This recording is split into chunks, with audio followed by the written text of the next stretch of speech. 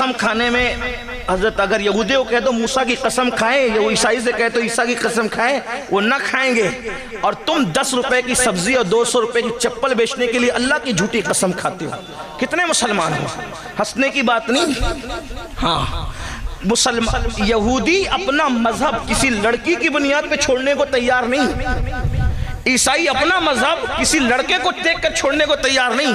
اور یہ مسلمانوں کا حال ہو گیا کہ اگر کوئی لڑکی خوبصورت نظر آئے تو اپنا مذہب بھی اس کے قدموں میں رکھتے. تو کیا ہلاکو چنگیز خان سے زیادہ ظالموں کا تمہیں انتظار ہے؟ اور ان لڑکیوں کا حال یہ ہو گیا جو کنیزان فاطمہ کہلاتی ہے. اگر کوئی خوبصورت اور مالدار نظر آ گیا تو اس کے قدموں میں مذہب رکھ دیا. یاد رکھنا، مذہب کا کھلواڑ کرنے والوں کو زیادہ دن تک خوشی دیکھنا نصیب نہیں ہوتی. اگر کوئی بیٹی کسی خوبصورت اور مالدار کے چرنوں میں مذہب کی قربانی اور بلی دے رہی ہے تو ایک دن اس پر وہ آئے گا کہ وہ چھوڑ کر کے بھاگے گا، اور پھر مذہب اسلام بھی اس کو پناہ نہیں دے گا، اور وہ در در بھیک مانگنے پہ مجبور ہو جائے گی، عبرت کی موت مرنے پہ مجبور ہو جائے گی. اور ایسا ہی ان لڑکوں کا حال ہے جو حسن پر، جو دولت پر، جو طاقت پر، ان کے قدموں میں آج اپنا مذہب قربان کرنے. نادان، ایمان اور اسلام اس دولت کا نام ہے. اگر علی اکبر جیسا بیٹا لٹا کر کے اس کو بچا لیا جائے تو بھی سستا ہے، اس لیے کہ اسلام کے برابر کوئی چیز ہو ہی نہیں سکتی. یہ ہم نے کربلا سے سیکھا ہے، یہ ہم نے کربلا سے سیکھا. 6 مہینے کا معصوم لٹا کر اگر دین بچا لیا جائے تو بھی سستا، اس کی قیمت نہیں ہے. اس کو دین کہتے. تم لڑکے اور لڑکیوں کے قدموں پہ دین قربان کر رہے ہو. تو یہ ان ظالموں جیسا تو ہم سوچ بھی نہیں سکتے. مگر وہ ظالم آئے کیوں تھے؟ بہت لمبی نہیں کروں گا، ٹائم تو پہلے ہی زیادہ ہوا. تھوڑی دیر غور کرنا، شارٹ کروں گا. حالانکہ مجھے بہت سے عنوانات دیے گئے لیکن اب عنوانات کو چھڑنے کا ٹائم بھی نہیں. اللہ کرے کسی کے دل میں بات اترے. یاد رکھنا، تو آخر ہلاکو چنگیز خان جیسے ظالم مسلمانوں پہ کیوں مسلط کیے گئے؟ اور ولیوں کی روحیں کہہ رہی تھی اے کافر، ان فاسقوں کو مار ڈالو، قتل کرو. اس لیے کہ اس دور کا مسلمان بھی بہت دولت مند تھا. خلافت عباسیوں کی خلافت تھی اور دولت دی تھی، خدا نے بہت مال دیا تھا. پوری دنیا میں اسلام کا غلغلہ تھا، کئی بر اعظموں پر اسلام کی حکومت تھی. مسلمانوں کا حال یہ تھا کہ دوسرے ممالک کے بیت المال میں اور شاہی خزانے میں جتنی دولت نہیں ہوتی تھی اتنا بغداد کے ایک مسلمان کے پاس دولت ہوتی. اتنی دولت خدا نے دی تھی، لیکن دولت پا کر وہ ایسے ہی بگڑے تھے جیسے میرے ہندوستان کا تاجر بگڑا ہے. جیسے میرے ملک کے لوگ آوارہ ہوئے ہیں ویسے ہی دولت پائی، دولت دینے والے خدا کو بھولا، کافروں جیسی شکل بنائی، یہود و نصارہ جیسا کلچر بنایا، زندگی انہی کی طرح. ہاں، مسلمان کہلاتا تھا جب تک غریب تھا، آستانوں پر جا کر کے بھیک مانگتا تھا، مسجدوں میں آ کر کے پیشانی رگڑتا تھا. جب سے دولت ملی ہے دوسروں کے ساتھ اٹھنا بیٹھنا شروع کیا. اب چربی چڑھی ہے تو اسلام کا مذاق اڑا کے کہتا ہے یار یہ حلالہ کا تصور میرے سمجھ میں نہیں آتا، ذرا مولویوں کو سوچنا چاہیے. اور تو سوچے گا جس قانون کو میرے اللہ نے عطا کیا اس کے بارے میں تو سوچے گا، تیری اتنی اوقات ہے. اس لیے کہ مذہب کہتے اس کو ہیں جہاں عقل اتار کر کے داخل ہوا جاتا ہے. اور تجھے کیا پتا خدا کی حکمتیں کیا ہے؟ آ بیٹھ کر بات کر تب تجھے پتا چلے.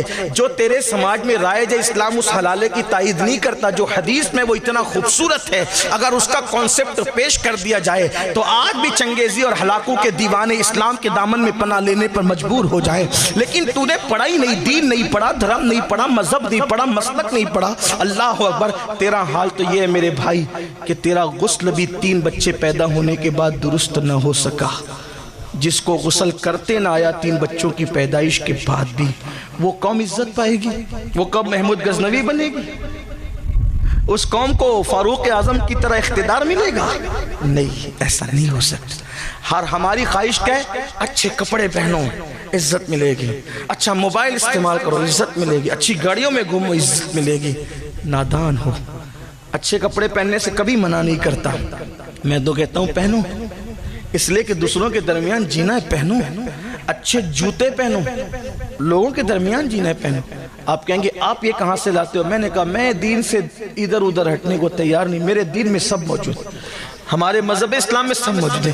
ایک مرتبہ امام موسیٰ کاظم نے بڑے مہنگے جوتے پہنے اور بڑے مہنگے جوتے پہن کر جب بادشاہ نے بلایا تو اس کے دربار میں انہی جوتوں کے ساتھ گئے۔ بادشاہ کا نام تو نہیں لیتا، بادشاہ نے چڑھ کر کہا آل رسول ہو، سید ہو، اتنے مہنگے جوتے پہن کے آتے ہو، نبی کی اولاد ہے۔ ہنس کے کہتے ہیں اسی لیے اتنے مہنگے پہنتے ہیں کہ تم جیسے دنیا داروں کی نظر ہمارے جوتوں پر رہے، ہمارے چہرے تک پہنچنے لگے، بس ہمارے جوتے ہی دیکھتے رہو، ہمارے چہرے تک نوبت ہی نہ آئے۔ تو ایسے جوتے پہنو کہ لوگ تمہارے جوتے پر ہی نظر رکھے، چہرے تک ان کی اوقات بھی نہیں ہے۔ ہاں میں منع نہیں کر رہا ہوں، لیکن موسیٰ کاظم جیسا چہرہ تو بنا، تو نے تو چہرہ یہود و نصارہ کی طرح بنا رکھا ہے۔ ایک مرتبہ امام جعفر صادق نے بڑا قیمتی جبہ پہنا، ایک حاسد آ کر کے کہنے لگا آل نبی ہو کر کے اتنے مہنگے کپڑے پہنتے ہو، فوراً کرتا اٹھا دیا تو نیچے ٹاٹ تھا، بولا یہ کیا ہے؟ تو کہا یہ جو ٹاٹ ہے نا اس کے لیے، یار کے لیے، اور یہ خوبصورت جبہ تیرے جیسے مکار کے لیے، تاکہ لوگ ہمیں حقیر نہ سمجھیں، تاکہ لوگ ہمیں حقیر، دنیا میں جینا ہے تو ہمیں لوگوں کے ساتھ اس طرح کا رویہ کرنا ہوگا، لیکن اندر تو کچھ ہو نا، اندر کسی کے لیے ہو تو سب اوپر ہی اوپر کر رہے ہو۔ تو ہمیں عزت کپڑوں سے نہیں، ہمیں عزت قیمتی موبائل سے نہیں، ہمیں عزت کاروں سے نہیں۔ آپ کو پتہ عزت ملنا کیسے ہے؟ جس وقت بیت المقدس فتح ہونے کرنے کے لیے مسلمان بیت المقدس کی طرف بڑھتے ہیں اور مسلمانوں کے آگے چاہے وہ دوسری طاقتیں ہار جاتی ہیں تو ان کے علماء بیت المقدس کی دیوار پر کھڑے ہو کر کہتے ہیں تم کتنی بھی کوشش کر لو، تم لوگ ہم سے بیت المقدس لے نہیں سکتے، کیونکہ ہماری مذہبی کتاب میں لکھا ہوا ہے کہ ایک درویش بادشاہ ہوگا، اس کے ہاتھوں بیت المقدس فتح ہوگا، ایک درویش بادشاہ ہوگا، اس کے ہاتھوں بیت المقدس فتح ہوگا۔ اللہ اکبر۔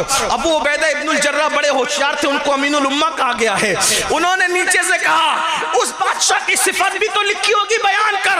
تو کہا ہاں تیرا چہرہ گول ہے، وہ تو فتح کرنے آیا نا بیت المقدس، تیرا چہرہ گول ہے، تو نہ کر سکے گا، اس کا چہرہ تھوڑا سا لمبا ہے، اس کی داڑھی بڑی بڑی پتلی پتلی سینے تک آئی ہوئی ہے، اس کا چہرہ سرخ ہے، اس کے ہونٹ پتلے پتلے ہیں، تیرے گال اوپر ہے، اس کے گال اندر کی طرف ہے، اور اس کی جو لنگی ہے وہ اس کے ٹکنے کے اوپر ہے، اس کا لباس اس طرح کا ہے اور وہ اس طرح کا اور اس طرح کا ہے۔ جیسے جیسے وہ پڑھتا جا رہا تھا ابو عبیدہ مسکراتے جا رہے تھے۔ اس بوڑھے راہب نے کہا میری بات پر تو ہنستا کیوں ہے؟ تو فرمایا تو جو صفت بیان کر رہا ہے وہ درویش بادشاہ ہمارے ہی پاس ہے، لیکن وہ بیت المقدس میں نہیں، وہ مدینہ منورہ میں موجود ہے۔ سبحان اللہ، نعرہ تکبیر، نعرہ رسالت۔ بلا اس کو، اگر میں دیکھ لوں گا تو اس کو بن لڑے چابی دے دوں گا۔